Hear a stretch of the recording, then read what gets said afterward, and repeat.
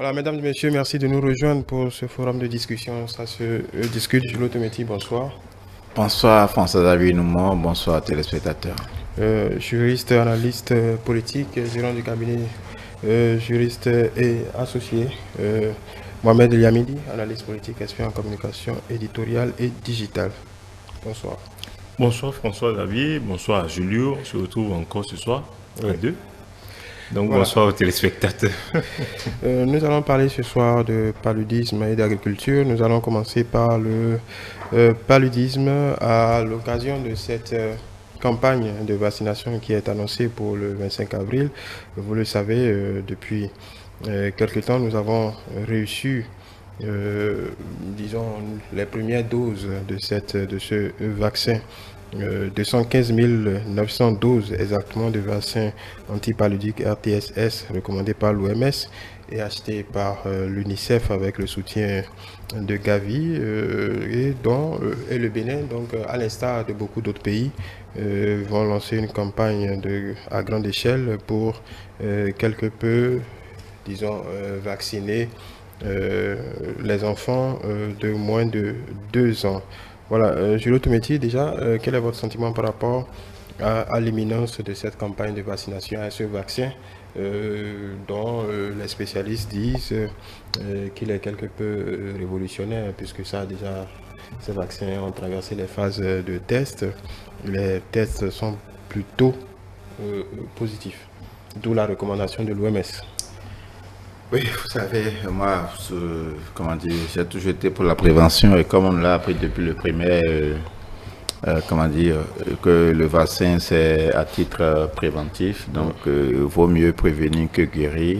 Surtout que quand nous savons un peu les affres que le paludisme crée sous nos cieux, le paludisme crée presque tue plus que presque d'autres pandémies, même si je peux dire d'une certaine façon. Donc, les gouvernants toujours travaillé, à trouver des solutions. C'était même posé plusieurs fois la question de savoir est-ce qu'on ne pourrait pas trouver une solution définitive, comme on a fait pour pour la question de poliomyélite et autres là. Et aujourd'hui, nous en sommes, même si ça n'a pas disparu complètement. En fait, c'est rare aujourd'hui de voir en fait les enfants entraîner en fait un certain nombre d'handicaps. Donc, c'est toujours heureux, d'accord, que l'on s'inscrive en fait dans cette démarche de prévention, surtout quand ça concerne en fait de ces affections dont nous sommes enfants comme adultes tout exposés. Maintenant, l'autre chose c'est comment on y arrive.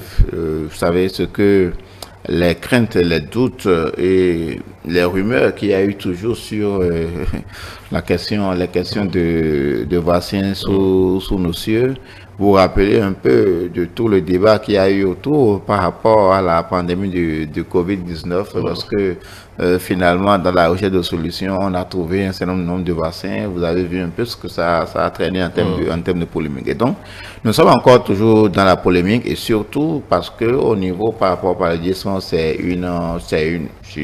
vrai que ça a passé des phases expérimentales, mais c'est toujours une première. Et donc, les premières fois font toujours craindre quelque chose. Vous savez, nous sommes dans un monde aujourd'hui où on nous dit, où de plus en plus on dit que les guerres entre les nations ou contre les nations, ce n'est pas forcément des guerres ou des conflits, des guerres armées. Il y a plusieurs instruments en fait, d'une certaine façon pour, je ne dirais pas anéantir, mais pour affaiblir tel ou tel.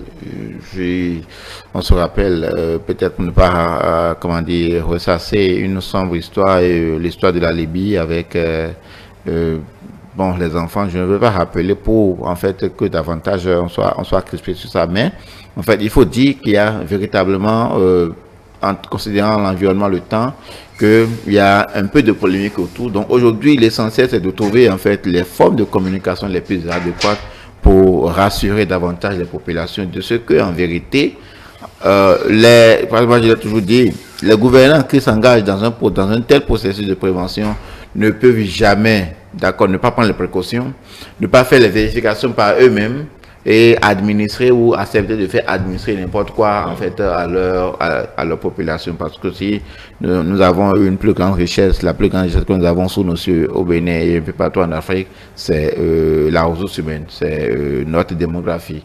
Et donc quand je dis démographie, vous vous rendez compte, en fait ça peut susciter encore d'autres questions, ainsi d'autres préoccupations, mais il faut dire fondamentalement que moi j'ai toujours fait confiance en fait à nos gouvernants pour savoir pour me rassurer de ce qu'ils ne nous mettront pas, excusez-moi de dire comme ça, pas attendre n'importe quoi. Voilà, Mohamed Yamidi, au Bénin, 4,7 millions de cas de paludisme enregistrés en 2020 et environ 10 000 décès, principalement chez les enfants de moins de 5 ans, selon les données de l'OMS. Est-ce que cette campagne de vaccination ne tombe pas à pic? Est-ce par rapport aux résultats intéressants que ce vaccin a enregistré, est-ce que cette campagne de vaccination n'est pas un début de réponse à cette calamité? Évidemment, l'adage est vieux, nous le connaissons. Il vaut toujours est-il qu'il vaut mieux prévenir que guérir. Donc, quand on s'inscrit dans l'axe de la prévention, ce n'est évidemment qu'une bonne chose. Et donc, à partir de ce moment, si l'on peut craindre des effets d'un vaccin que l'on va essayer pour une première fois, ce qui est tout à fait légitime, ce qui est tout à fait compréhensible, il faut aussi se rappeler. Et en se rappelant de ces chiffres-là, on se rend compte que, bon, il faut y aller. Et quand des dirigeants prennent des décisions, ce n'est intentionnellement jamais c'est d'abord pour améliorer la vie et les conditions de vie de nos concitoyens et non pour la détruire. Donc à partir de ce moment, cette action, pour moi, cela s'impose. Il faut que nous prenons conscience tous, au-delà des dirigeants, de la situation, quand on sait que, comme vous avez donné les chiffres tout à l'heure, le paludisme, c'est la première cause de décès chez les enfants de moins de 5 ans. Et un enfant qui est né, qui porte l'espoir d'une famille et que l'on voit partir pour une maladie aussi, à la limite, qui n'est pas si grave, c'est dommage. Et si pendant longtemps, l'on n'a pas pu vraiment contrer la chose et qu'aujourd'hui, il y a un moyen de le faire, je pense que toute la population, nous avons tous intérêt à y adhérer et à aller vers. Et c'est ce qui doit se faire. Cela vient à pic, évidemment, le 25 avril, c'est déjà un prélude au démarrage de la saison des pluies. Quand on sait que c'est au cours de cette période-là que nous avons le pic au niveau du paludisme. Donc, ça va être une prévention, ça va tomber à pic et on va exhorter les populations à sortir massivement pour surtout faire vacciner les enfants. Parce que je pense qu'avec les chiffres, la priorité, ce serait les enfants. Oui, ce sont les enfants. Les vaccins sont destinés aux enfants. À partir de ce moment, que les parents amènent les enfants pour les vacciner, pour les prévenir contre ces maladies-là qui tuent. Voilà. Mais la question, c'est comment arriver au bout des résistances. Parce qu'on entend du tout, le président de la Covid aussi est passé par là avec toutes les allégations contre les vaccins. Comment arriver au bout de la résistance? De toute façon, nous avons pu observer, à tout le moins avec le cas de la Covid, avec la vaccination, quand on suit la tendance mondiale, on est arrivé plus ou moins à pouvoir enrayer, pour ne pas dire maîtriser cette pandémie. Si on se base donc sur ça, évidemment que le paludisme, c'est beaucoup plus la chose des Africains. C'est 95% de ceux qui sont touchés par cette maladie, c'est en Afrique. Et 96% de ceux qui en décèdent, c'est également en Afrique. Donc à partir de ce moment, je pense que nous avons tout intérêt à y aller. De comprendre que c'est urgent, c'est nous qui sommes le plus touchés par la chose, donc nous n'avons même pas intérêt à développer une telle résistance. Quoique les gens sont toujours, par ailleurs, un peu réservé par rapport à ces choses-là. Mais comme il s'agit d'un truc qui nous touche beaucoup plus, malheureusement, ce n'est pas nous qui fabriquons les vaccins. Mais ce que nous avons utilisé les autres fois, que ce soit si le vaccin contre la tuberculose, que ce soit le vaccin contre le continent ont participé à l'élaboration. Il va de soi donc que nous prenions conscience de la chose et que nous y allons. On ne va pas contraindre les gens à le faire comme on l'a fait pour la Covid, évidemment, mais en se basant sur les chiffres que nous venons d'évoquer tout à l'heure, tout le monde sait. Il n'y a pas quelqu'un en Afrique qui ne sait pas que le paludisme, c'est quelque chose de nuisible. Donc, on ne va jamais cesser de se le rappeler. Donc, si nous avons l'occasion d'enrayer, pour ne pas dire mettre fin à cela, nous devons le comprendre. C'est un message à faire passer tous les jours, dès maintenant. Et tous les jours, il faut le faire passer, amener les gens à adhérer à cela. Et dès lors que c'est fait, montrer aussi ce qui est fait, comment ça se fait. Et a priori, les résultats, aller de façon pédagogique pour amener les gens à comprendre ça. Comment venir à bout des résistances? Il faut commencer par travailler sur la désinformation. D'abord, la sensibilisation de nos populations et travailler beaucoup sur la désinformation. Vous savez qu'à l'aide des réseaux sociaux, il y a des érudits partout. En fait, quelqu'un a écrit un long texte pour décrire comment, en fait, il y a un complot derrière tout ça, comment l'OMS est impliqué, comment, comment dire, l'UNICEF, comment Gavi, qui est derrière Gavi, ainsi de suite, faire un non-développement de certaine façon pour dire, bon, non, c'est que on veut exterminer, on veut faire tout là, on veut dépeupler, on veut faire tout là. Donc, il y a un complot derrière tout ça. C'est pourquoi moi, j'ai été toujours solidaire, en fait, comment dire, de la, excusez-moi de dire comme ça, hein, de la répression, de la désinformation par les canaux digitaux, parce que véritablement, en fait, les revers de ce que nous faisons là peuvent être catastrophiques aujourd'hui, déjà aujourd'hui et demain. Donc, il faut travailler sur la désinformation, voir les canaux de désinformation, quels sont les éléments d'argument que les gens utilisent pour davantage faire tout ça. Maintenant, il faut rester très proche aussi, en fait, des populations, parce que vous savez que cette question de vaccin, c'est une question beaucoup plus de proximité d'une certaine façon. Moi, j'ai eu un cas la dernière fois, je pense qu'en fait, le ministère de la Santé est en train d'intégrer ça. Je me rappelle plus du vaccin, mais lorsqu'ils ont fait les recensements pour prendre les agents, puisqu'ils ont fait un premier tour pour recenser les enfants qui correspondaient aux âges, mais j'ai compris finalement que ce sont les personnes de la localité qu'on a pris, qu'on a formé, c'est-à-dire les agents déployés sur le terrain, de sorte que si vous êtes dans votre maison, vous voyez peut-être le jeune ou la jeune fille ou la jeune dame de tout là, qui a été français, qui a été formé, et que c'est lui qui vient vous parler du vaccin, c'est lui qui vient administrer le vaccin à votre enfant à la maison, soit, ça rassure beaucoup plus que vous êtes là, deux inconnus tombent avec Badji, dit nous sommes du ministère de la Santé, ainsi de suite. Vous savez, il y a des parents carrément qui renvoient d'une certaine façon, parce que, en fait, il y a peut-être cette méfiance-là d'une certaine façon. Donc, il faut travailler dans les communautés, notamment avec les autorités locales, et que tout le monde soit véritablement impliqué pour donner la bonne information. Maintenant, je vais dire quelque chose, vous me permettrez de le révéler. Quand je parlais de la désinformation, il y a un aspect essentiellement qui souvent traverse d'une certaine façon. Je ne dis pas que les États sont suffisamment irresponsables, en fait, mais quand je vois en fait le procédé, c'est comme si, en fait, à tous les coups, on nous donne des vaccins. On nous offre des vaccins. Et c'est ça qui fait craindre pour certaines élites. Mais pourquoi toujours ça? Parce que dans notre conception, tout ce qu'on vous donne peut contenir peut-être un piège quelque part. Donc moi, je voudrais en appeler à un peu plus de, je ne sais pas, à un peu plus de prise d'initiative. De prise d'initiative.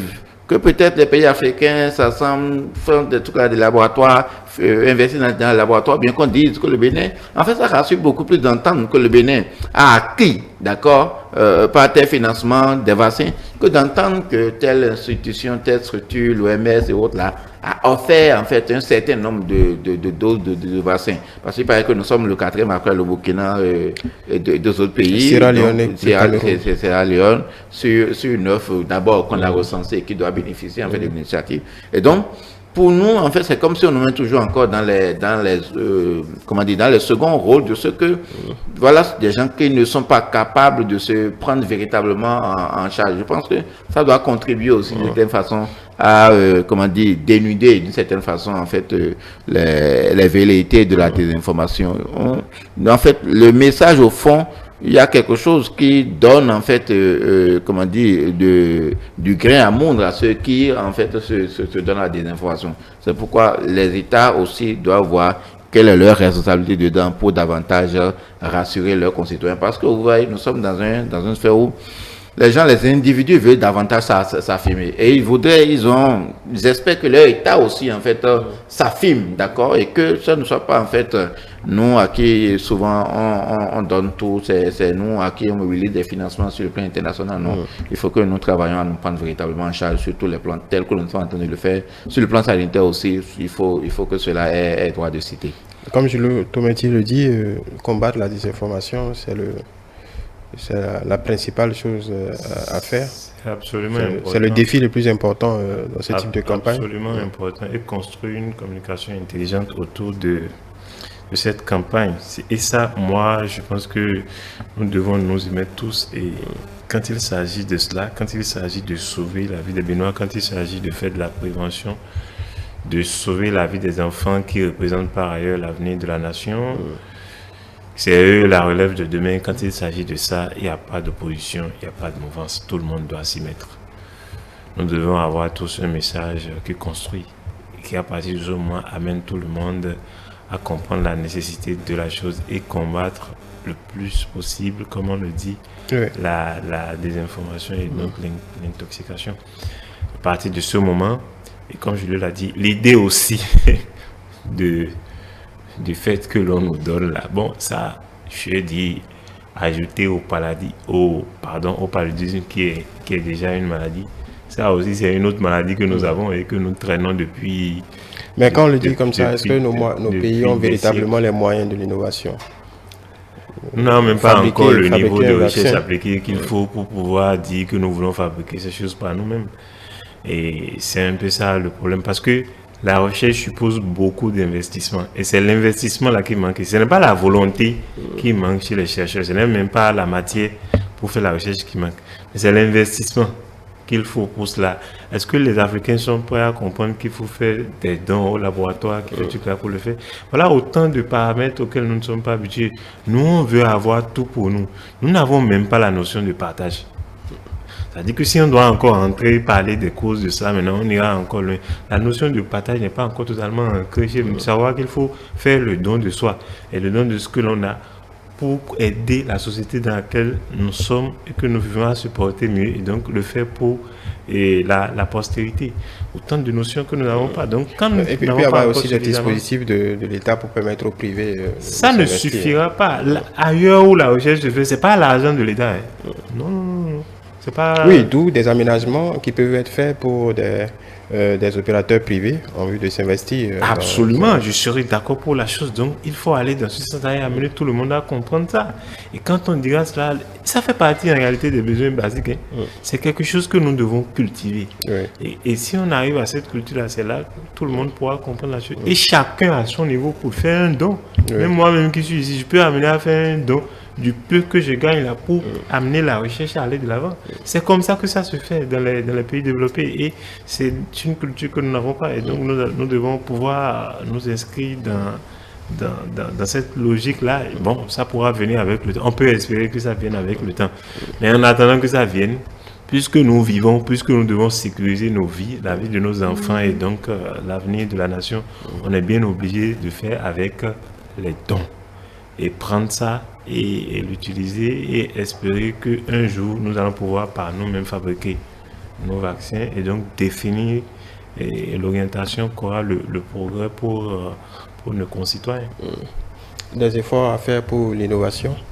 Bon, on sait par rapport à ce vaccin que le labo Louis Pasteur de Dakar et d'autres institutions au Ghana et en Afrique de l'Est ont participé à l'élaboration à la mise au point de ce vaccin, au moins pendant la période des tests avant validation. Mais est-ce que ce défi de l'innovation n'est pas le défi le plus important pour nos pays, que ce soit, quels que soient les domaines, encore plus là? Oui, que ce soit les domaines, que ce soit les pathologies, comment dire, il faut travailler pour cela, notamment pour la postérité. Comme l'ami le disait, ça nécessite beaucoup d'investissement. Mais en fait, c'est une question de choix. C'est une question de choix. Soit vous choisissez d'investir dans les infrastructures, soit vous choisissez d'investir dans la santé, soit vous choisissez d'investir dans la recherche appliquée, en tenant compte en fait des perspectives que vous avez.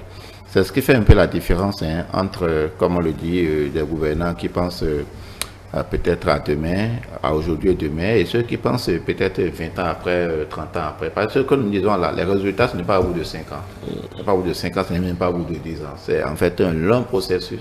Donc ça doit s'inscrire dans une vision prospective. J'ai bon espoir que, bon, je ne pense pas que, en fait, ça ne le traverse pas, mais vous savez, comme nous le savons, tout reste défi chez nous. C'est ça le problème, en fait. Tout reste défi. On n'a encore rien construit d'une certaine façon.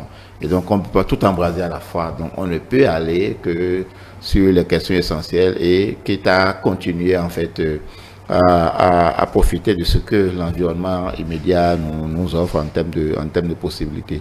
C'est-à-dire heureux que sur le plan africain, qu'il y ait des chercheurs qui s'investissent, espérons que ça ira davantage et d'autres vont s'intéresser en fait à cette matière et les investissements en fait suivront pour ça. Parce que c'est une question aussi d'autodétermination. J'ai dit ça, je veux dire quelque chose à l'endroit, quand je parlais tout à l'heure de thèse complotiste, c'est à l'endroit de la population pour dire le palu tue. Pour les enfants, le palu plus que tout le monde. Le palu, c'est l'un des comment dire, qui amène plus à aller dans une clinique ou à aller dans un hôpital. Il faut s'en rendre compte, surtout en fait pour les enfants. Et donc, lorsque vous allez dans un hôpital, quelle que soit la qualité du médecin qui vous traite, qu'est-ce qu'on vous administre finalement? Ce n'est pas un médicament, c'est des injections. Quel contrôle vous avez sur ces injections-là? Rien. Donc, en fait, il y a lieu simplement de faire confiance en fait, au système sanitaire mis en place. Il n'y a pas de thèse complotiste qui soit. Il n'y a pas ça. En fait, on travaille pour notre santé. Et on va même se dire, en fait, c'est quoi? Pourquoi on fait ça? Pourquoi l'État, le gouvernement est obligé de chercher des moyens pour aller nous prendre des vaccins qu'on nous administre gratuitement pour que nous n'ayons, nos enfants ne fassent pas ces deux choses. On veut préserver en fait l'humain, puisque nous avons besoin de l'humain pour travailler. Vous vous rendez compte de tout le débat que nous avons fait ici sur la question de croissance démographique. Et vous voyez comme moi je suis attaché quand même pour dire que nous avons encore besoin en fait de main d'œuvre pour africain. Donc, si on a besoin de main d'œuvre, il faut préserver en fait ce qui est là aujourd'hui, c'est fondamental. Maintenant, nous sommes en train de construire un système sanitaire. Qu'est-ce que nous disons généralement? Que nous allons dans les hôpitaux, c'est plein, il n'y a pas le personnel, il n'y a pas le matériel.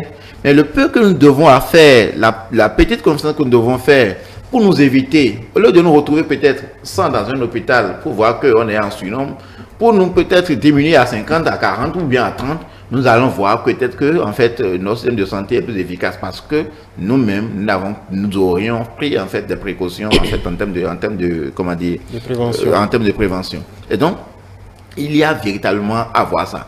Aucun État, aucun gouvernement sérieux ne veut pas voir traîner ces mots, ne veut pas voir par exemple tel truc là de pandémie du ci, de ça. Donc, si on peut couper court à la base, il faut mieux le faire. Je le disais tantôt en rappelant comment dire, cette affaire par rapport à la poliomyélite.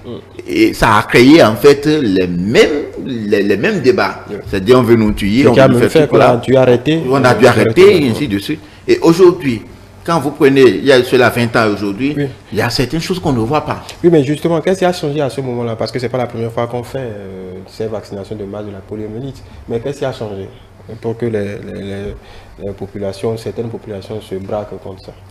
À moins que même les agents on va dire, vaccinateurs aient joué aussi double jeu à ce niveau-là également. Il y a que, c'est pourquoi il parlait en fait de la désinformation qui est à tous les niveaux. François Xavier nous montre pourquoi il faut, je ne sais pas en fait comment ça pourra se faire. Mais vous savez, généralement, les gens n'ont pas la bonne communication. Il y a des gens, la manière d'approcher les populations font qu'on peut les chasser. D'autres ont un langage qui les permet de les rassurer. Il y en a qui sabotent carrément en fait l'opération. C'est-à-dire que vous êtes commis pour faire vacciner et c'est vous qui dites aux gens, vraiment c'est là, il n'y a pas confiance. Et vraiment, je vais te dire la vérité. Alors que l'individu ou l'intéressé même n'y comprend absolument rien. Il est allé. Ça fait un effet dévastateur. Il est allé juste parce que quand il travaille une journée, il doit gagner de l'argent. Donc il est allé rien que pour ça. Mais au lieu de se concentrer sur ça, c'est encore de saboter en fait le travail. Il y a, je ne sais pas si on doit peut-être chercher en fait des faits, des frais de récrimination. Je pense que véritablement, bon, on ira dans d'autres dimensions. Mais en fait, c'est pourquoi il faut aussi veiller fondamentalement l'éducation, la sensibilisation, le recrutement pour voir quel type de personnes en fait recruter ou mettre sur le terrain par rapport à quel type de formation leur donner pour pouvoir, par rapport aux arguments ou bien aux éléments d'information qu'ils ont sur le terrain, ou bien comment ils font pour constituer en fait un relais par rapport à ce qu'ils auraient entendu pour que en fait on organise la communication à cet effet. Maintenant, il faut d'une manière générale dire aussi que comment dire, pointer le doigt sur la responsabilité de nos populations. Quoi que ce soit ce qu'on aurait pu vous dire, et aujourd'hui les mass médias aussi, bon, avec les canaux des réseaux sociaux, l'effet c'est vraiment amplifié. Et il y a aussi, excusez-moi de le dire, je ne vais pas pour faire tout là, mais il y a aussi la question d'analphabétisation qui fait ça. Il y a aussi la question d'analphabétisation parce que lorsqu'on reçoit les éléments d'information, lorsqu'on n'est pas en capacité d'analyser ou de faire le trait, vraiment on y plonge tête et pieds, bonjour en fait les dégâts. On peut refuser un vaccin aujourd'hui et mourir en fait de son truc là-haut. Bon, peut-être que notre rejeton trépasse en fait du fait de ce mal-là en fait quelques mois après. Donc c'est vraiment problématique. Ça veut dire, au-delà de tout, c'est une question véritablement de communication et il faut. Ce n'est pas aujourd'hui. Donc, le défi n'est plus qu'un défi sanitaire. Il ne faut pas que seulement que ce soit l'agent de santé, mais il faut voir toutes les pôles de compétences qu'il faut mettre ensemble pour pouvoir réussir cette opération, parce que c'est une première aussi. Oui. Je lui ai parlé de la question de l'analphabétisme, mais pour aller plus loin, je pense qu'il ne fait que la moitié du chemin. Même ceux qui sont alphabétisés, c'est aussi un autre problème parce que il m'arrive parfois quand je mets les choses bout à bout, je me rends compte que globalement en Afrique, on a un problème, enfin, le problème tel qu'on le pose là, parce que quand on parle de sensibilisation, ça suppose déjà que les gens n'ont aucune idée de la chose. On veut les amener à savoir quelque chose au sujet d'eux. Et donc à partir de ce moment, ça veut dire que c'est nouveau pour eux. Et au-delà même de ça, au-delà de la question d'analphabétisme, mais même ceux qui ont été à l'école, le savoir aussi, la façon dont cela est transmis, ça ne permet pas aux gens de comprendre. On a appris des choses qu'on a fini par oublier. Vous savez, vous vous rappelez tous, je sais que tous autant que nous sommes sur ce plateau, on a eu à faire sciences d'observation au primaire.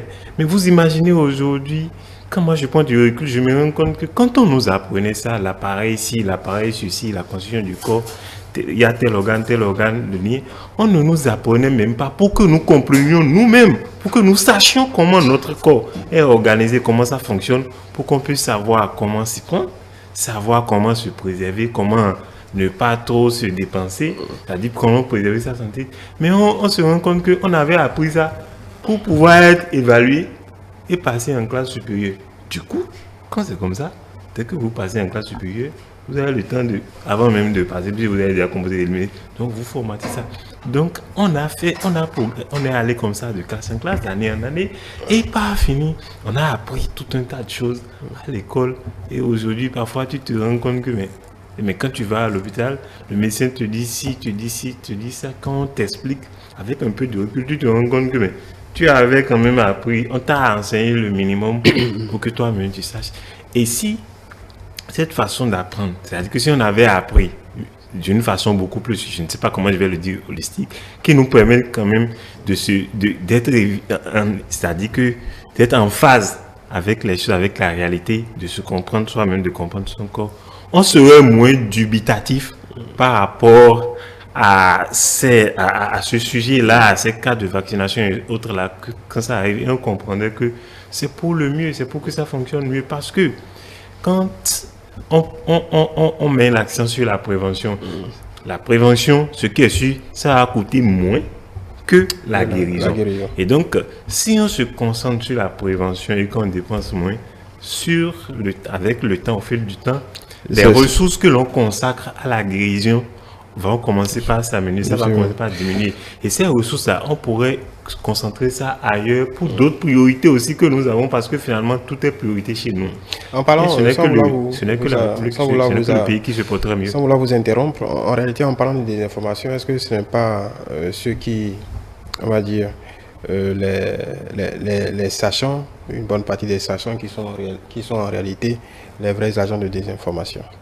Puis quand vous regardez sur les réseaux sociaux, là, on a vécu au moment de la Covid. À un moment donné, oui. Je pense que le cas de la Covid, sans être médecin, la particularité de la Covid, c'est qu'on était face à quelque chose qu'on découvrait pour la première fois. Donc, les écoles, les théories, tout se mélangeait là. Donc, vous voyez, c'est pour une première fois, j'ai vu des sachants se contredire autant sur une matière. Donc, on était en face de quelque chose qu'on découvrait pour une première fois.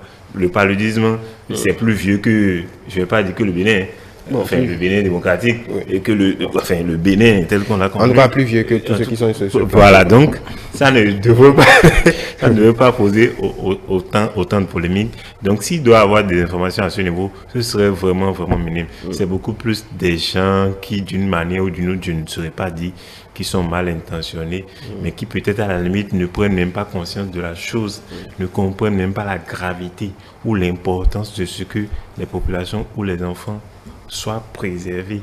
C'est-à-dire qu'on puisse sauver la vie et donc préserver la vie de la nation. C'est ça qui amène des gens à ces gens de dérive, le fait de ne pas prendre conscience, de ne même pas avoir une vision de l'État. Parce que quand vous avez une vision du pays et de l'État, il y a des choses que vous ne ferez pas. Parce que d'une manière ou d'une autre, tout le monde a intérêt à se porter mieux, à être vivant pour qu'on puisse réaliser des choses ensemble. C'est ensemble qu'on peut réaliser, développer le pays. Mais si nous ne sommes pas vivants, si on n'est pas en capacité de pouvoir le faire, ça veut dire qu'il n'y a même plus de rêve. Et s'il n'y a plus de rêve, c'est que nous tendons vers le chaos.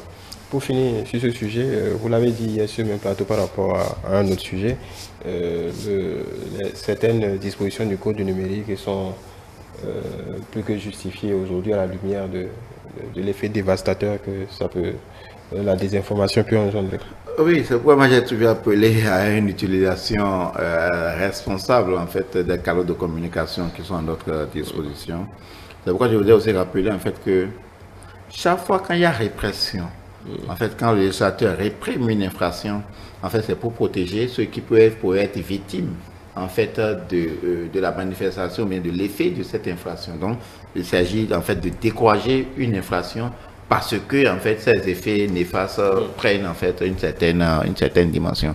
Regardez un peu tout ce que les gens font. En fait, vous parlez tout à l'heure de tout là de recherche appliquée sur plusieurs années, d'accord, une dizaine d'années. On finit par sortir un produit, d'accord, pour nous préserver d'un mal. Et bon, les gens montent sur les canaux, racontent du n'importe quoi, excusez-moi de le dire comme ça, d'accord, des informations vraies ou fausses ou vraies, dont eux-mêmes ne sont certains de rien, et balancent ça. Et ça déroute en fait tout le mécanisme mis en place jusque-là, de sorte que si on n'y met pas un thème, ça, les objectifs ne seront pas atteints. Regardez combien on aura perdu en termes d'investissement, en termes de temps, et surtout de vie. Et surtout de vie d'une certaine façon. C'est pourquoi, en fait, moi je dis, il n'y a que lorsque je ne suis pas capable de justifier une affirmation, de donner la preuve d'une affirmation, je ne la fais pas. Parce que le jour où on va m'attribuer, on dit, mais pourquoi, quel tu as dit ci et ça et ça, si tu n'es pas capable de donner en fait des sources crédibles par rapport à ton affirmation, à partir de ce moment-là, tu n'es pas sérieux, tu vas répondre devant la toute classe. Parce que ce que tu aurais mis aujourd'hui, l'information tue plus que les armes, je l'ai dit tantôt ici. L'information tue plus que les armes. L'information détruit les nations. Ou la mauvaise information détruit les nations d'une certaine façon. Et donc, il faut vous rappeler que, comme quelqu'un disait la dernière fois, en parlant d'information, vous êtes bien placé pour le savoir en tant que journaliste. comment dire, le génocide au Rwanda, au-delà de tout ce qu'on peut dire, c'était parti où? C'était parti de ce que la mauvaise information est partie au mauvais moment d'une certaine façon. Et donc, ça peut embraser tout. Donc, véritablement, ayons un usage responsable, en fait, des canaux de communication. Et on n'est pas obligé, voilà, on n'est pas obligé de réagir ou de partager, non, de partager tout ce qui tombe, en fait, sur tout ce qu'on découvre sur nos applications, WhatsApp ou ainsi de suite. Vous savez, il y a des maîtres de ça. Quand l'information, tout là, ils doivent partager. Ils ne cherchent même pas à savoir est-ce que c'est vrai, quel effet ça peut créer. On partage. C'est pourquoi le législateur a dit autant l'auteur d'une désinformation que tous ceux qui auront entrepris de partager l'information encourent la même peine. Donc, ils seront poursuivis au même titre. Il n'y a pas lieu de dire non, parce que moi, je n'ai fait que partager. Peut-être que le partage peut être aussi grave, parce que si le premier auteur qui a fait a pondu son information, s'il n'a pas eu de relais, l'information d'elle-même va s'estomper. Donc, en partageant, c'est qu'on donne écho à une information ou à une désinformation qui peut créer des désastres. À l'endroit de la population, nous l'avons déjà dit, il faut faire confiance en fait à nos gouvernants. Il n'y a aucune espèce de complot dans lequel en fait nos gouvernants peuvent être empêtrés pour nous nuire ou nuire à notre santé. Ou bien c'est carrément qu'on suppose que nos dirigeants soient si irresponsables pour eux-mêmes ne pas avoir vérifié ce qu'on veut administrer ou faire vérifier ce qu'on veut administrer à cette population. Donc moi, j'appelle simplement à ce la durée de campagne prévue ne soit pas suffisante, ou bien que les produits ne soient pas suffisants, qu'il y ait vraiment un engouement autour de la chose, parce que les autres méthodes, quelque peu, ont montré leur limite, tout le moustique est imprégné, toutes les campagnes, nous sommes dans un environnement où l'hygiène encore, tout est à refaire, donc mais bon, il faut quand même encourager les gens à persévérer. Oui, on persévère, il y a même une loi, c'est pourquoi il y a même une loi sur l'hygiène publique, le fait de déverser des eaux. Mais qui n'est jamais appliqué. Non, quand on va commencer à appliquer, c'est nous-mêmes qui allons commencer par... Qu'on le fasse comme on l'a fait pour le casque. Oui. Parce que pour moi, apporter le casque... On ne peut pas mettre tout ensemble, on va... Bon, vous n'allez pas contrôler les moustiquaires imprégnés dans non, les maisons. C'est pas de ça il s'agit. Oui. Mais faire en sorte que les gens puissent vivre dans un environnement sain. Qu'ils comprennent que protéger leur environnement, c'est se protéger même. Parce que quand vous vivez dans un milieu qui est sain, vous avez des idées saines. Et quand vous avez des idées saines, ce seront des idées pour développer votre entourage et donc développer votre pays. C'est simplement ça il s'agit. Et c'est le fait de ne pas avoir ces idées aussi saines qui, à mon avis, je ne suis pas en train de faire un jugement, et je ne suis pas psychologue non plus, qui amène des gens à aller écrire des bêtises, des trucs dont ils ignorent complètement le sens sur les réseaux et qui peuvent déconstruire l'action publique. C'est ça en fait la réalité.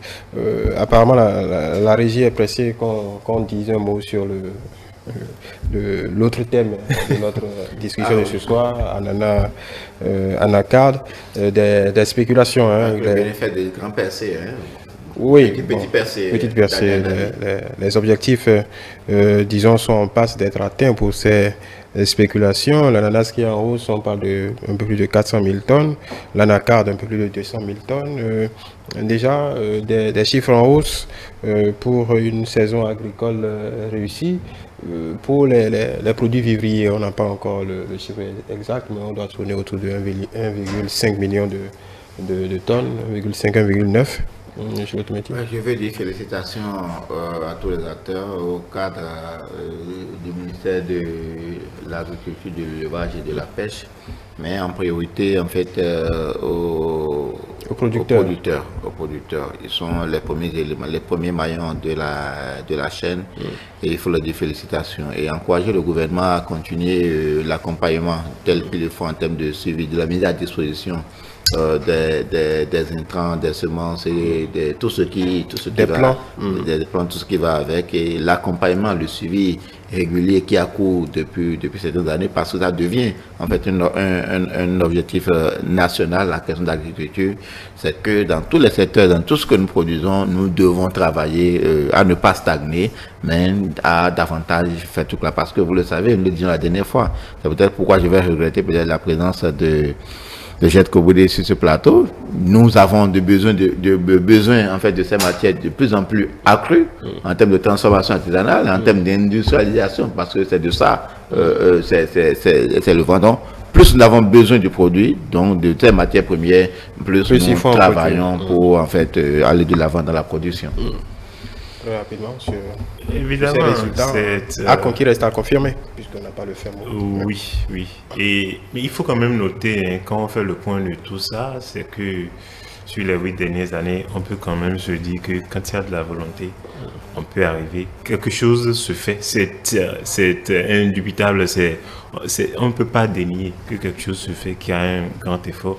Il y a je ne dirais pas une maîtrise totale, mais il y a une maîtrise sur la base des connaissances. On a déployé une politique avec les moyens, les accompagnements que le gouvernement a mis à la disposition des producteurs et on est en train d'obtenir des résultats. Pour moi, maintenant, il faut faire en sorte maintenant que aussi bien quand le gouvernement tirera, parce que de ça, le gouvernement tirera des ressources d'exportation, ce qui fera des plus-values pour l'économie. Donc, il faut aussi penser à faire en sorte que ceux qui sont dans la production puissent devenir de vrais agriculteurs et puissent vivre réellement de leur travail. C'est quelque chose de très important. Donc, il y a ces deux points-là. Maintenant, pour moi, pour aller plus loin, quand on fait ça, il faut y mettre tout le sérieux et s'assurer que, parce que là où le problème se pose souvent, on ne peut pas, aujourd'hui on exporte l'ananas, on exporte ces produits-là. Il ne faut pas en arriver à des situations où ça manquera à l'intérieur pour qu'on puisse en arriver à la surenchère comme on le voit ici. Parce que pour moi, c'est une vision globale de la chose. Hein. On sait à peu près quel est le niveau de consommation ici à l'intérieur. Donc par rapport à ça, quand on produit, il faut aussi définir quel est le taux auquel il faut exporter pour qu'à l'intérieur, qu'il y ait équilibre au niveau du stock. Parce que de mon point de vue, au-delà de ce que le ministère de l'Agriculture a dit que j'ai suivi un parallèle, pour moi, ce n'est que ça qui justifie la situation qu'il y a avec le maïs. C'est parce qu'on n'a pas su contrôler le stock à l'interne. Puisque, contrairement aux produits de rente comme Cajou et Carité et autres là, que le gouvernement contrôle. Et quand on a mis ici la mesure pour dire que les gens ne doivent plus exporter n'importe comment, j'ai entendu les gens crier. Mais c'est ça qui a entraîné la situation avec le maïs. Le problème, j'ai entendu votre émission, votre invité ou bien d'autres personnes dire qu'il faut produire. Le problème qu'il y a, c'est pas un problème de production. Parce que ils n'ont pas fait une étude pour voir est-ce que la production n'a pas diminué. Et on connaît le niveau de la demande à l'interne. Puis c'est vrai que dans nos habitudes ici, le maïs occupe une part importante, c'est comme le blé chez les autres. Mais la production n'a pas diminué pour qu'on puisse venir dire que c'est parce que la production a diminué qu'il y a manque. Non, c'est qu'on n'a pas mis les mêmes mesures que sur le cajou et autres pour définir un seuil pour l'exportation, pour faire en sorte qu'au niveau, à l'intérieur, que le stock puisse être géré. Parce que la formule au NASA que les gens disent, entre autres, c'est pas quelque chose de rentable. Dans un truc normal, on ne peut pas admettre ça. Que des gens produisent et que l'État stocke. D'abord, le stockage, ça coûte pour l'État. Maintenant que l'État stocke, pour que quand ça, que l'État remette, là, ça ne profite pas à l'agriculteur, au producteur. Donc, pour moi, c'est un choix éclairé du gouvernement de faire de cette façon. Mais il faut maintenant contrôler les sorties pour que l'équilibre soit. Et pareil pour l'ananas, pareil pour ces produits-là qui prennent de la valeur, qui amènent de la devise. Pour finir sur cette question rapidement du maïs, vous partagez le même diagnostic? Je vais réagir rapidement en disant, parce que là, il prône, comme l'avons dit la dernière fois, des barrières à l'exportation. Donc, je vais rien disant, qu'est-ce qu'il faut faire? Est-ce qu'il faut interdire l'exportation? Faut-il mettre des tasses? Faut-il mettre des tasses? Et là, je vous en venir aussi. Est-ce qu'il faut mettre des grosses pierres sur les traversées? Justement, la question se pose. Je fais tout là. Puisque quand on le fait, les gens se plaignent pour dire qu'on fait des entraves à l'exportation. Quand on ne le fait pas, les produits vont dans les pays voisins. Alors, et nous-mêmes, on en manque, alors que nous produisons assez. Bon, on vous dira qu'en termes économiques, ça profite aux producteurs, c'est la concurrence du marché. Donc, celui qui produit s'offre en fait à la réalité économique du moment, ça lui profite. Parce que si ça ne lui profitait pas, il n'a pas à s'en prendre à qui que ce soit. C'est donc la fluctuation du marché politique comme ça. Mais étant donné que c'est un produit de première de nécessité. grande consommation, de première nécessité, l'État forcément doit intervenir à un moment donné pour faire tout ça. Ce que nous avons vu passer qu'il y a quelques jours par rapport à la crise de maïs, c'est pas tout de suite. Les mesures que le gouvernement a prises, c'est pas tout de suite. Mais c'est de renforcer en fait la surveillance, mais de renforcer la production. Avoir des semences qui permettent d'avoir une plus grande production, avoir des intrants qui permettent de faire tout ça. Donc en fait, c'est pour que peut-être, comment dire, que dans les mois à venir, nous allons augmenter en production. Maintenant, quand on augmente en production, Et ça ne s'est pas. non, s'il y a production, parce qu'aujourd'hui c'est quoi? C'est que en fait la rareté entraîne la cherté. En fait, c'est ce qu'il y a. Les gens sont plus enclins à vendre un peu plus à l'extérieur. Donc nous sommes confrontés en fait à la situation, à la surenchère régionale. Et donc à un moment donné, l'État doit se positionner pour en fait nous garantir en fait ce minimum. Parce qu'en fait, le maïs, on dit que peut-être le pain coûte de 125 à 150 les gens crient, mais si maïs là, c'est pas facile. Ça, c'est partout, hein, du nord au sud, partout, hein, parce que le pain, même des fois, les gens vous diront, il faut avoir ses habitudes alimentaires. Mais maïs, chez nous, c'est sensible. C'est très sensible. Merci Julio Tomenti. Je rappelle que vous êtes juriste, analyste politique et gérant du cabinet juriste et associé. Mohamed Yamidi, analyste politique, expert en communication éditoriale et digitale. Mesdames et messieurs, merci de nous avoir suivis. C'est ce qu'on pouvait dire sur ces deux sujets. Pour le compte du Grand Soir de ce jour, vous pouvez retrouver nos échanges sur la chaîne YouTube E-Télé Bénin, notre site internet du même nom, notre page Facebook E-Télé en direct, notre compte X E-Télé et live. Bien évidemment, continuez par nous suivre via notre application E-Télé Bénin. Demain, comme tous les mercredis, vous avez rendez-vous avec le forum politique du mercredi à partir de 21h30. E-Télé avec vous, pour vous.